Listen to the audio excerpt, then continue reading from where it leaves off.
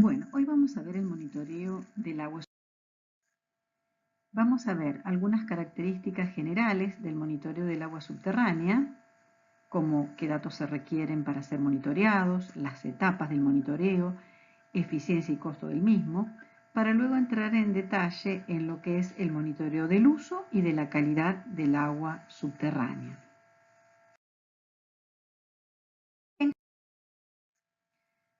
Bueno, como ustedes han visto, es fundamental conocer las características de los acuíferos para gestionar adecuadamente el agua subterránea. Y para ello se requieren de datos hidrogeológicos, tanto de la condición básica inicial como de las variaciones en el tiempo, que es precisamente lo que se denomina monitoreo del agua subterránea.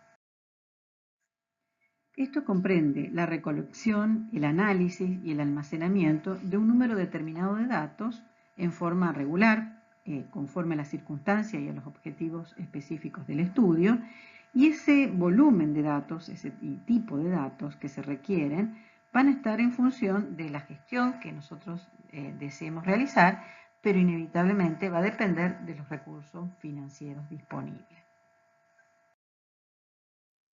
Bueno, en esta tabla ustedes pueden ver datos que se requieren para el monitoreo del agua subterránea. Por ejemplo, si el estudio consiste en evaluar la presencia del agua subterránea y las propiedades del acuífero, de partida deberíamos tener registros de pozos de extracción de agua, perfiles hidrogeológicos, niveles de agua subterránea y parámetros de calidad del agua subterránea, y lo que vamos a monitorear o lo que vamos a evaluar en el tiempo es el nivel de agua subterránea y la calidad del agua subterránea. En el caso de que estamos haciendo un estudio para analizar el uso del agua subterránea, de allí de partida deberíamos conocer las instalaciones de los pozos de producción, o sea, de extracción de agua, inventarios de uso del agua, registros y pronósticos de población y el consumo de energía para riego. Y lo que vamos a evaluar en el tiempo, o sea que vamos a monitorear, es la extracción de agua de los pozos de producción, o sea, el caudal de extracción, ya sea de forma directa o indirecta, y las variaciones del nivel de agua subterránea en los pozos. Finalmente, también se va a requerir de información de apoyo, como datos climáticos, inventarios de uso del suelo, mapas y secciones geológicas, y lo que va a variar en el tiempo y que uno podría monitorear son los caudales, por ejemplo, de ríos que están en la zona de estudio, observaciones meteorológicas y también imágenes satelitales para ver el cambio del uso del suelo en la zona. El monitoreo del agua subterránea se realiza en etapas. Estas etapas son el diseño de la red de monitoreo, la implementación de la red y la interpretación de los datos. Para diseñar la red de monitoreo, el programa debe adaptarse a los objetivos que están previamente definidos, debe comprenderse con antelación cómo funciona el sistema de agua subterránea y los sitios de muestreo y los parámetros que se van a monitorear deben estar seleccionados de acuerdo a los objetivos del estudio. Para implementar el sistema se deben utilizar pozos de observación y pozos de extracción de agua, pero que estén apropiadamente construidos. Los equipos de campo y las instalaciones de laboratorio también deben ser apropiadas en función de los objetivos del estudio. Y debe establecerse un protocolo de operación completa, así como también cómo se van a manejar los datos. Y el monitoreo del agua subterránea muchas veces debe integrarse al monitoreo de agua superficial en función del tipo de estudio. En la etapa de interpretación de los datos, se debe verificar regularmente los datos que se están obteniendo a través de controles internos o externos. Por otra parte, a los tomadores de decisiones se les debe proponer proporcionar un conjunto de datos que ya estén interpretados y que sean fácilmente comprendidos por ellos y que sean los relevantes para la gestión. Y el programa en sí, completo, debe ser evaluado y revisado periódicamente. Bueno, para que un monitoreo sea eficiente, hay que seguir algunas pautas que a veces parecen obvias. Por ejemplo, perseguir un objetivo específico.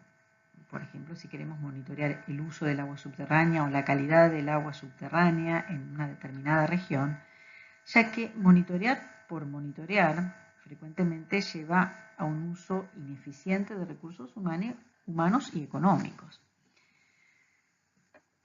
Otra cuestión es el almacenamiento de los datos, que deben utilizarse inmediatamente después del monitoreo de obtenida la información, ya que muchas veces esos datos del monitoreo se pueden perder. Utilizar los datos en actividades previas al monitoreo de la mejor manera posible, porque siempre son muy valiosos los datos que se obtienen previos al monitoreo. Además, se deberían seleccionar los sitios de monitoreo de tal forma que se puedan acceder fácilmente. Se deben utilizar los mejores indicadores para reducir el costo de los análisis químicos, por ejemplo. Se debe promover que los usuarios realicen un automonitoreo complementario, por ejemplo, en el caso de niveles en algunas fincas donde es posible que el propietario tenga una sonda y haga mediciones sistemáticas. E incorporar procedimientos de control. Frecuentemente se considera que el monitoreo del agua subterránea es caro. Y en parte es así porque hay que considerar distintos costos en las distintas etapas del monitoreo. Hay un costo de inversión, un costo durante el muestreo y un costo del análisis de la información que se va obteniendo. Por ejemplo, como inversión, lo más importante es la instalación de la red de monitoreo. Ello que implica la realización de pozos de monitoreo, que bueno, un pozo de monitoreo tiene un costo en función del tipo de perforación que se realice, de la profundidad que tenga, ¿no es cierto? Tiene un costo.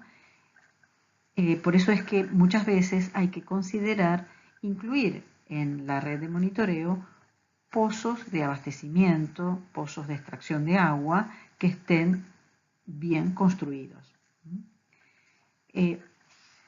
Otro costo importante es durante el muestreo, porque para ello, como son muestreos sistemáticos, hay que ir periódicamente a tomar mediciones o tomar muestras de agua, y eso requiere de personal, de instrumentación, de logística. Y finalmente, en la etapa del análisis de la información, ya sea del laboratorio o el procesamiento de los análisis, allí es muy importante, por eso decimos que es importante seleccionar parámetros para minimizar los costos, parámetros químicos para minimizar los costos de laboratorio. Bueno, finalmente hay que tener en cuenta que a pesar de que los beneficios de la inversión inicial no resulten evidentes inmediatamente, a la larga el beneficio puede ser más importante si el monitoreo forma parte integral de un proceso de gestión, ya que eso evitaría que se pierdan fuentes de agua subterráneas y que tengan que realizarse tratamientos costosos, por ejemplo, por problemas de contaminación, o que se requieran de la remediación del acuífero, que eso es costoso y a veces no es técnicamente factible. Por eso las ventajas del monitoreo son más fáciles de apreciar si durante la fase del diseño se tiene en cuenta un análisis de costo-beneficio de la implementación de una red de monitoreo.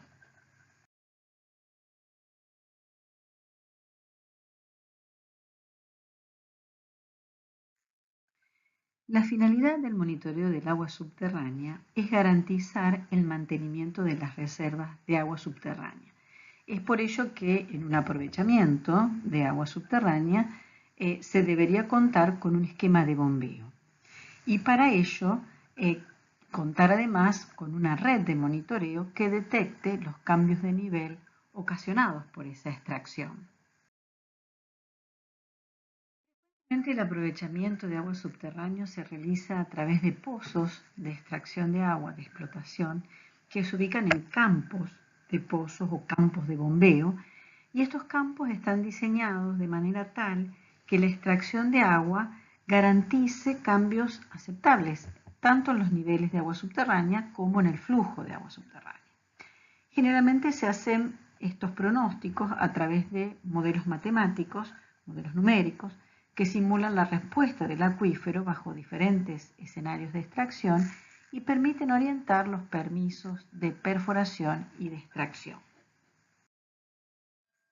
Bueno, dentro de este contexto, el monitoreo del acuífero juega un papel muy importante, ya que los datos históricos son fundamentales para calibrar los modelos numéricos de acuíferos y por lo tanto constituyen la base de simulaciones confiables bajo diferentes escenarios de extracción. Las observaciones de los niveles de agua subterránea durante la operación del campo de pozos proporcionan información para verificar la respuesta del acuífero, si es como la que se pronosticaba o no, y si es necesario para tomar acciones oportunas con el objeto de reducir la extracción. Y la información recolectada puede también jugar un papel importante porque permite crear conciencia en los usuarios con el objeto de facilitar la implementación de medidas de gestión ya de la demanda. El monitoreo del uso del agua subterránea puede ser directo o indirecto. Hablamos de monitoreo directo cuando es el usuario el que presenta los datos a la autoridad reguladora, datos de niveles, de caudales de extracción. Y también puede ser la autoridad reguladora la que realiza estas inspecciones periódicas en los pozos de extracción.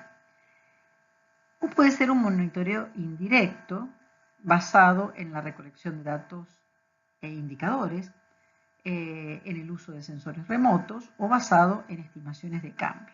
En el caso de recolección de datos que nos indican el uso del agua subterránea, uno de los más usuales es en el caso del riego agrícola, donde el número de horas de bombeo que se tiene en cuenta a partir del consumo de energía nos va a dar una idea del caudal promedio de bombeo.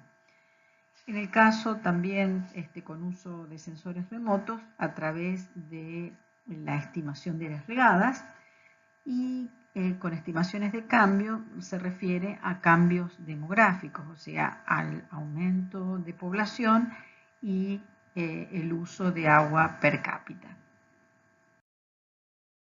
Existen dispositivos de medición manuales, como por ejemplo esta sonda, que tiene un buzo con una cinta graduada. Cuando el sensor que está en el buzo hace contacto con el agua, se emite un sonido o se enciende una luz. También existen dispositivos automáticos, como por ejemplo estos freatígrafos por transducción de presión. ¿En qué consisten estos freatígrafos? En que se mide la columna de agua que está por encima del sensor. Este es el sensor en este caso y esta es la unidad de almacenamiento. Este tipo de freatígrafos quedan instalados en el equipo y uno cuando va a hacer la campaña levanta la información desde la unidad de almacenamiento hacia una computadora portátil. También existen dispositivos que quedan instalados en el pozo de monitoreo, pero que constan de sensor y unidad de almacenamiento en la misma unidad. En este caso, cuando uno va al campo y levanta el sensor y lo coloca en una unidad de lectura que transfiere la información a una Palm o a una computadora. Y también existen freatígrafos por flotadores.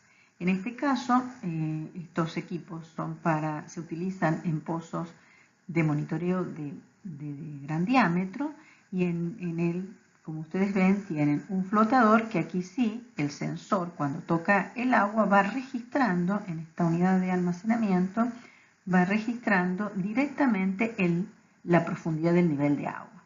Y entonces la lectura se hace a tiempo real en la unidad de almacena, pero también se puede hacer la lectura a tiempo real.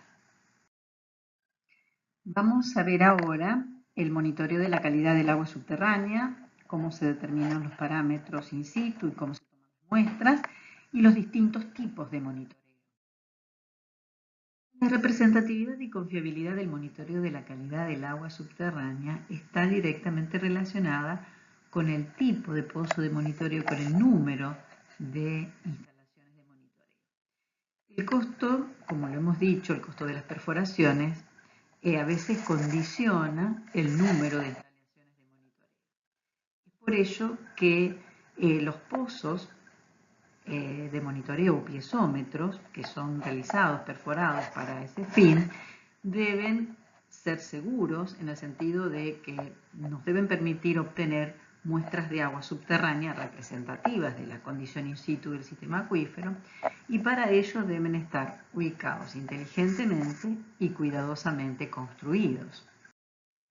¿Por qué decimos inteligentemente ubicados y cuidadosamente construidos? Fíjense que si uno quiere observar el impacto que este dispositorio de residuos tiene en el agua subterránea, ¿dónde debería instalar los pozos de monitoreo? Fíjense aquí, este es el lixiviado, este es el nivel freático, la circulación del agua subterránea es hacia una zona de descarga que es el río, y en este caso, fíjense en el pozo D, donde los filtros están ubicados entre la zona no saturada y saturada, o sea que estaríamos tomando una muestra de agua de la parte superior de la zona saturada. Mientras que en el pozo C, el tramo filtrante estaría en toda la zona saturada, pero no estaríamos tomando agua contaminada por los lixiviados del dispositorio de residuos sólidos. En el caso A, del pozo de monitoreo A, fíjense que hay un tramo, el tramo filtrante toma parte de prácticamente toda la zona saturada, pero hay una mezcla, como el tramo filtrante, una mezcla entre agua contaminada y agua que no está contaminada, por lo tanto no vamos a tener valores reales de los parámetros químicos. Y el pozo B es el que estaría realmente bien construido, ya que está tomando agua contaminada por el dispositorio de residuos sólidos. Los principales parámetros in situ que vamos a determinar cuando vamos al campo a tomar una muestra de agua, a hacer un monitoreo de la calidad del agua subterránea, son la temperatura del agua, el pH, la conductividad eléctrica, el oxígeno disuelto y el potencial redox. Existen dispositivos que permiten determinar alguno de estos parámetros, o bien sondas multiparamétricas que permiten obtener los 5 parámetros cuando introducimos el sensor en el pozo de monitoreo. En esta imagen podemos ver un laboratorio de campo donde se hacen determinaciones, donde se hicieron determinaciones de distintos parámetros in situ y se tomaron muestras en la zona de Waterloo, en Canadá, en un sitio denominado Borden Site, donde se hacen ensayos de contaminación controlada de acuíferos para evaluar métodos de remediación de los mismos. Ahora bien, para tomar una muestra de agua debemos realizar lo que se denomina purgado del pozo. ¿Por qué? Porque necesitamos extraer una muestra representativa del agua del acuífero y no de la que está almacenada en el pozo. Es por ello que hay distintos criterios de purgado. Por ejemplo, uno de ellos es la extracción de 3 veces el volumen de agua almacenada en el pozo, y otro en el caso de, por ejemplo, en que haya una bomba instalada, en el caso en que se estabilice alguno de los parámetros que se ven aquí. Por ejemplo, de la temperatura, que cuando se finalizaría la purga, cuando ya las variaciones de temperatura sean de más o menos 0,1 grado centígrado entre una lectura y otra. El pH, lo mismo, entre 0,1 unidad de pH, la conductividad eléctrica entre más o menos 5 microsien por centímetro, si los valores son menores a 1000 microsien por centímetros, y más o menos 10 microsien por centímetro si los valores son superiores a 1000. En caso de que uno considere el oxígeno disuelto, un criterio de finalización de purga sería más o menos 0,2 miligramos por litro y de potencial redox de más o menos 30 milivolts. Bueno, aquí ustedes pueden observar dispositivos para extracción de agua, hay bombas sumergibles, que bueno, cuando uno los lleva al campo tienen sus grupos electrógenos, o bien bombas de celda pasante, que son bombas de bajo caudal, donde uno extrae agua de un pozo de monitoreo, circula y va hacia una celda donde se incluyen los sensores de distintos parámetros para hacer las determinaciones in situ. Nuevamente les presento esta tabla, que es orientativa, en la que ustedes pueden observar el tipo de contaminante que van a pedir que se analice en función de las actividades potencialmente contaminantes que se están desarrollando en superficie y que ustedes quieren investigar. Bueno, esta también es una tabla orientativa en la que ustedes pueden ver el procedimiento de muestreo. Ustedes aquí tienen el grupo de parámetros que se van a analizar, grupos de campo, físico-químicos, inorgánicos, y los parámetros propiamente dichos en esta columna. En qué recipiente deberían colectar la muestra y cómo debería estar acondicionada esa muestra, o sea, cómo tiene que estar, si tiene que estar refrigerada, si tiene que tener alguna, si tiene que ser filtrada, si debe tener si tiene que estar acidificada, etc. Y el tiempo máximo en que ustedes deberían llevar esa muestra al laboratorio para ser analizada. Existen distintos tipos de monitoreo de la calidad del agua subterránea, monitoreo ofensivo, defensivo y de evaluación.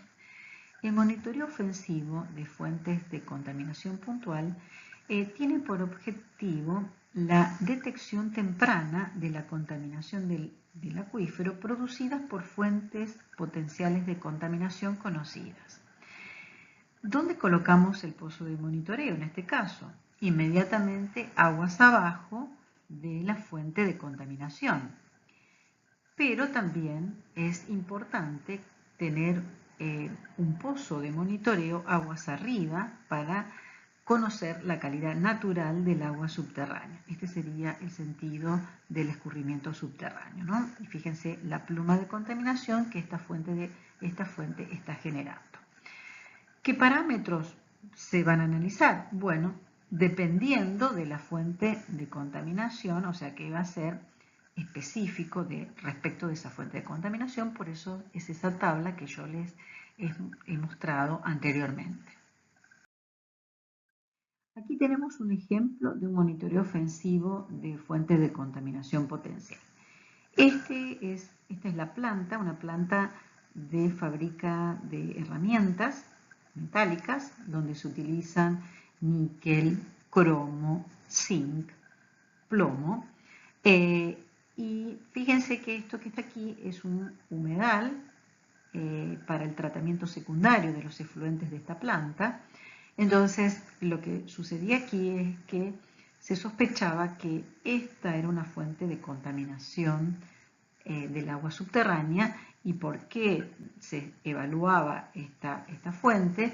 Porque el sentido del escurrimiento es del sudoeste al noreste, y en el noreste se ubican pozos de abastecimiento de agua subterránea de una localidad.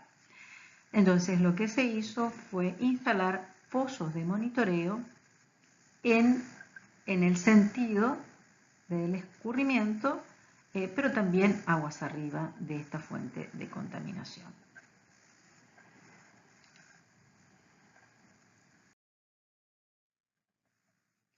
Bueno, aquí ustedes ven el wetland o humedal, que es la planta de tratamiento secundario de los efluentes que provienen de la fábrica. Aquí se ve el sector trasero de la fábrica, donde se disponen materiales para la fabricación de herramientas.